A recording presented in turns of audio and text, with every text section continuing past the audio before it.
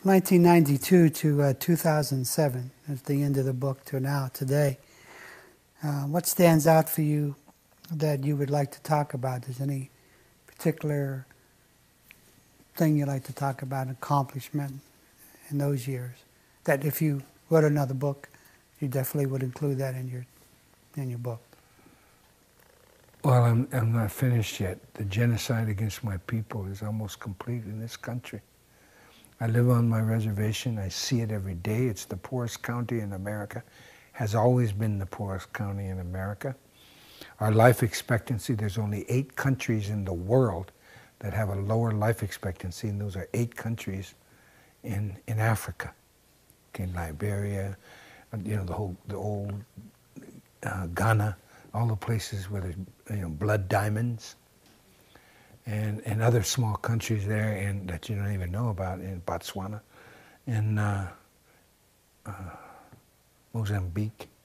They all have, just only 8 countries have a lower lifespan than us.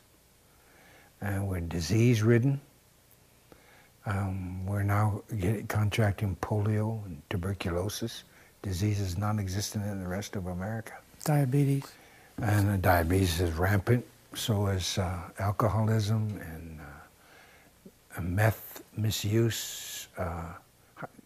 You tell me how the poorest county in America can afford all the hard drugs. It's impossible, yet it's happening.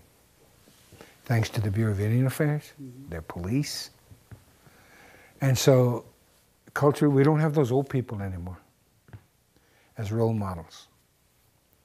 And there's a story among my people that if you capture a wolf and put it in a cage, that wolf will always try to leave the cage, escape any chance it gets.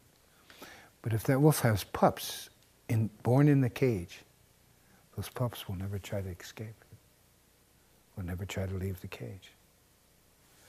And that's what's happened on Indian reservations. They've kept us so isolated through the generations now that we're becoming facsimiles of ourselves. And not even that, we're facsimile of white people.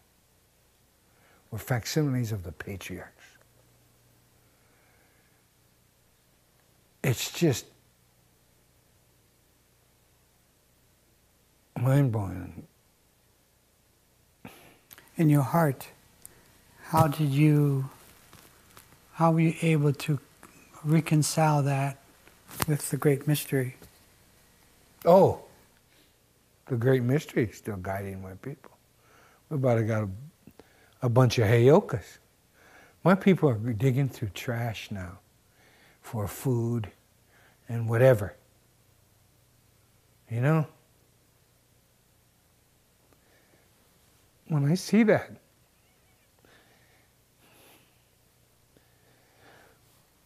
I know who my ancestors are. And we're reduced to that.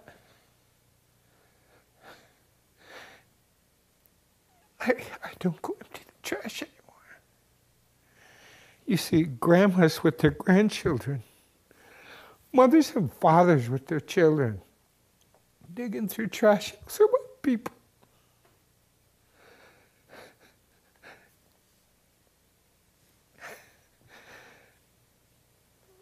So,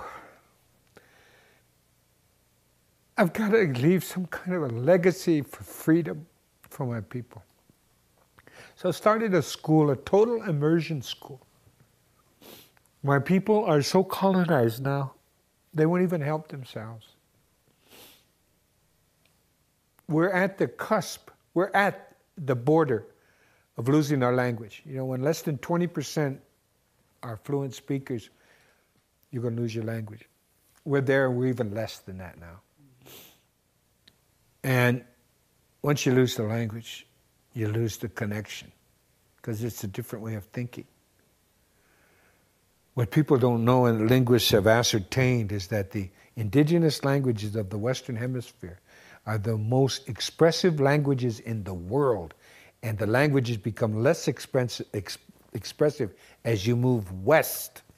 And everyone knows, anybody that knows languages, knows that English is the last language. So if English is the last language, and it's the least expressive, which it is, ascertained by linguists of the world, then anything you translate in English is a half-truth, at best. At best. That goes for the Bible. So we lose our language, and that'll be catastrophic. I've met Indian people in the East who don't have their language anymore, and they're not Indians. They want to be. They're willing to try, but they don't have their language. They don't have their songs. My people, we have a song for everything. Think of something, anything. We have a song for it.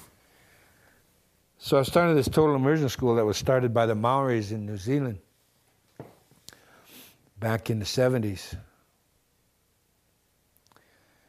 to a huge, huge success. It's now an indigenous movement. Total immersion.